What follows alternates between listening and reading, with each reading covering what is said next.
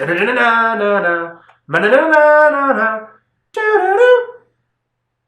to look up the X-Men song because I just butchered that, and now it's going to be stuck in your head for the rest of the day. You're welcome. Welcome to X-Men Apocalypse here on the Will West Show. Knock, knock, open up the door. It's Will! So, X-Men Apocalypse. Alright, first off, I'm going to kick this video off with telling you I'm going to do something a little bit different here. I know in the past with some comic book movies, I've done the little non-spoiler review and then spoiler review, and that really wasn't working for me, just like with my schedule, because sometimes I would get busy and you wouldn't get that for another week or two. But that's my little disclaimer for this. There will be spoilers. I will put a warning in probably around this part where I'm talking about this to let you know, hey, this is the part you need to stop the video at. And I'll even put a reminder right before I do it in the video. Does that sound good? Then great. Let's tackle the movie. X-Men Apocalypse. For those of you who don't know, Apocalypse is the title character, and he's played by Oscar Isaacs, and he is deemed the first mutant. Yeah, fuck you, Namor. He's the first mutant, not you. I really don't like Namor, if you can't tell. Anyway, he gains and accumulates powers throughout the centuries, and he does this by transferring his soul to a different body. He's got to recharge every so often, sort of like an iPhone. My iPhone's over there. It has to charge every so often. It's a pain in the ass. God. Anyway, he also recruits 4 horsemen to help him in his dirty deeds. He enhances their powers as a reward, and they show him undying loyalty. We get his origins back in ancient Egypt. Anyway, there's this cult back in the past that want to stop Apocalypse's dark reign before it goes even further. They're tired of being ruled by this mutant, and they want to make Egypt great again. So they kill him and the 4 horsemen, but you can't really kill Apocalypse until maybe later on in this movie, or maybe not. But they end up burying him, and the 4 horsemen are dead, and he's asleep and underground for years. And he's unearthed by a bunch of crazy cult people who believed in the rumors of Apocalypse, and they reawaken him. Apocalypse is reawoken. He wants to destroy this Earth. The Earth has gotten shitty since it hasn't been under his rule, at least in his eyes. And we've seen it in the trailer. I'm going to say it here too to nail it in your head here, but he goes, "We'll destroy this world and make a better one." He recruits Storm, his first new horseman. They end up meeting because Apocalypse is still kind of getting used to the new world, and Storm kind of knows the way of the land, and she ends up stealing food, so he saves her, and as a reward, you're a horseman now. And she has like a little mohawk going on. Storm was okay. Storm's not like usually one of my favorites. In fact, I actually like her nephew more, Spike. I want to see him realized in comics, unless that was just an X-Men Evolution character, in which case, more power to them for making a great character. I liked him. We then meet Psylocke on his team. And I love Olivia Munn. She's great. She's gorgeous. She's hilarious. But she had nothing to do in this movie. And they were hyping her up. And she was hyping herself up on Instagram, doing the sword training, doing the stuff with Ryan Reynolds. I pray and hope to get her in X-Force and get her to do more stuff. Because I believe she had 4 lines and just did about nothing. I mean, I'm glad they got the costume accurate for all the fanboys who love Psylocke. That's a great character. But for me, this is besides like the little parts in comics I've seen of her, this is probably all the exposure to her. And I'm like, I could take her or leave her.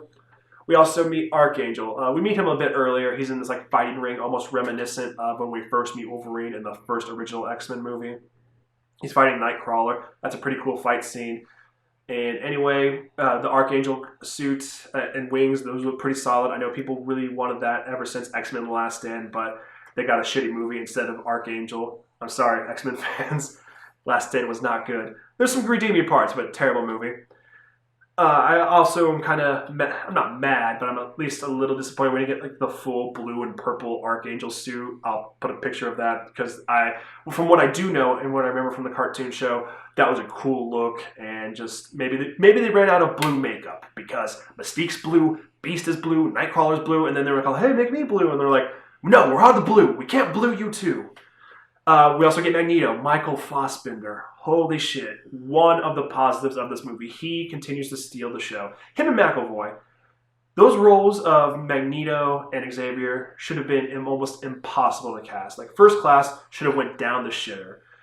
But all the odds were against it. And those two, along with some Jennifer Lawrence help in the other 2 movies, those 3 kind of like have carried this trilogy. And Jennifer Lawrence kind of like let them carry it this time because she just phoned it in. But Michael Fassbender's Magneto has been living privately, trying to like live peacefully, not use his powers, and he's formed a family with this woman, and he has a daughter now, which may or may not be Scarlet Witch. I'm not sure.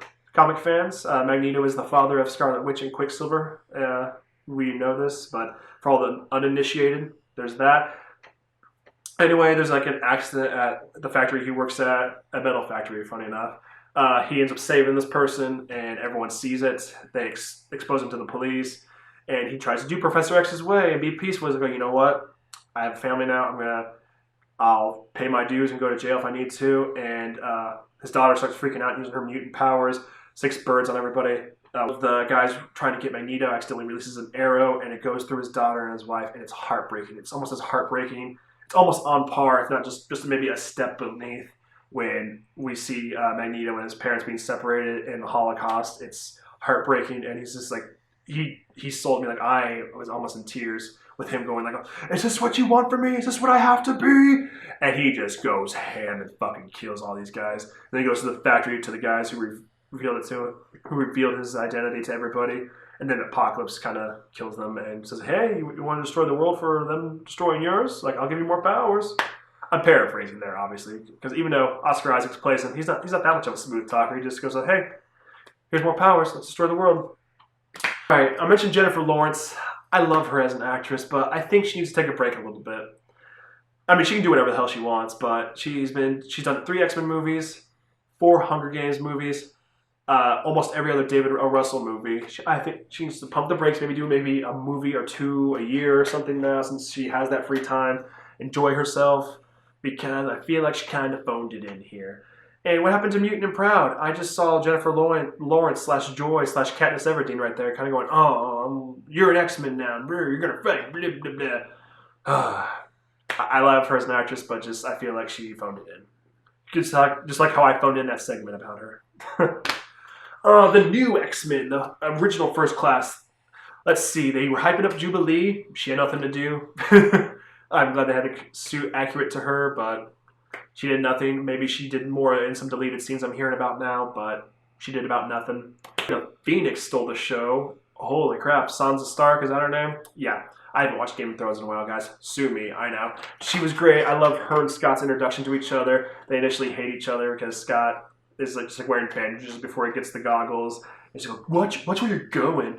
And then apparently, when he's starting to get a hold of his powers, everyone's like all laughing, or someone in his direction, and they're like, oh, are they laughing at me? No, they're laughing at me because I don't have control of my powers. And it's like, oh, they're both freaks, and they both can't control their powers. Daw. I like those two ever since the 90s cartoon together, and we're going to get a new interpretation of them. I mean, I would love to see James Marsters and Famke Janssen come back at some point. Maybe we can do like an alternate timeline with them, but I like this version for now. Quicksilver, holy crap, I love Evan Peters as Quicksilver. He's funny and goofy as he was in the last one, and I believe this scene, just one step, this might be blasphemy, I don't know, but I believe this scene is just one step above the Days of Future Past scene. He has a lot more to do here. He makes a lot more funny, goofy things go on while he's saving everybody's life, and just all the quick thinking he's having while saving everybody, going, oh, hey, I gotta throw that bed out there, so when I throw them out there, they don't break their necks and all that stuff. It's just like he's throwing everything. He gives a bulldog pizza. He makes Beast and everybody look goofy, and sets the beat of Sweet Dreams. I love it. It's great. Anywho, I love Evan Peters. I do feel a little bit annoyed that he didn't tell Magneto that he was his son. I feel like that could have fixed the whole Magneto not having anything to live for, because there's a scene where Quicksilver's beating up on Apocalypse and doing some great damage, but then Apocalypse picks up on how fast he's going and breaks his legs. I feel if Magneto knew that was his son and seen him get injured, he would just quit this whole charade of being a horseman and say, fuck you, that's my son, and you just go nuts. Oh, I curse in these videos too, guys, so watch out. Funny enough, we don't get to see Apocalypse grow, and he's actually shorter than almost all of his horsemen, or he's about eye level with most of them. I know that's one of his powers, but maybe in this universe, he hasn't accumulated that power yet. And Phoenix shows up because they're all trying to gang up on Apocalypse and stop him with all their powers. And what's his name? Professor X is trying to stop him with his powers, but through the mind, because they have a mental connection. we kind of get to see a giant version of Apocalypse then beating upon him, but it's mental, so he technically didn't do it. And then he's like mentioning like, Jean, help me. And she's like fighting him in the real world and in the mental world, and that was pretty sweet. We also get a reveal of the Danger Room with the old Sentinels from the last movie and the 90s costumes. They touch them up a little bit because, I mean, that you can't really have the skin colored Jean Grey suit. You couldn't pull it off. But they have like little accents of orange and blue on her costume.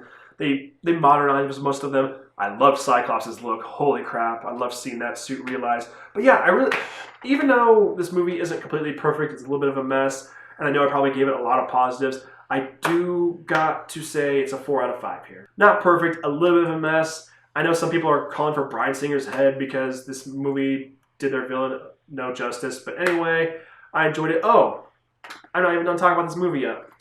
See Wolverine, Hugh Jackman, one more time in this X-Men universe. He's in his Weapon X get-up with the helmet and stuff. And he's attacking Stryker's men. They get to that point because a bunch of the mutants get kidnapped and because Stryker thinks they're responsible for the whole apocalypse nonsense. And he goes ham on them. Wolverine some of his memories back, and he runs off and does his thing. So he will be able to meet the X-Men again one day. / so he can do Wolverine 3. Post-credit scene, which hints at Mr. Sinister. They go in and clean up this whole situation with Stryker's base because there's dead bodies everywhere. Like they're just walking over them like they're nothing, and they grab Weapon X's blood, which is Wolverine's. They put it in this container. It says Essex Corporation. I didn't know that was a Sinister thing until I looked it up. But I was like, holy crap, Mr. Sinister. And is it just me, or do all X-Men villains look like gay clowns? I thought Yu-Gi-Oh! Had a problem with that, but oh my god, X-Men has gay clown villains. Holy crap, guys. All right, I think I already said this before, but I'm going to say it again. This movie is a 4 out of 5. The comic book nerd in me is going to buy this movie, no doubt. I don't like to be negative on these movies. I try to find the positives in it. It may have a little bit of a lack of a replay value for me, but I totally recommend it. These are the guys. That's about all I got for the X-Men. What'd you guys think? What was your favorite Bryan Singer directed X-Men movie? What arc do you think they should tackle next in the next movie that takes place in the 90s? And do you think we'll get some more cool mutants in the other 5 X-Men movies we're getting? Let me know in the comments below. As always, guys, where there's a will, there's a way. Thanks for watching.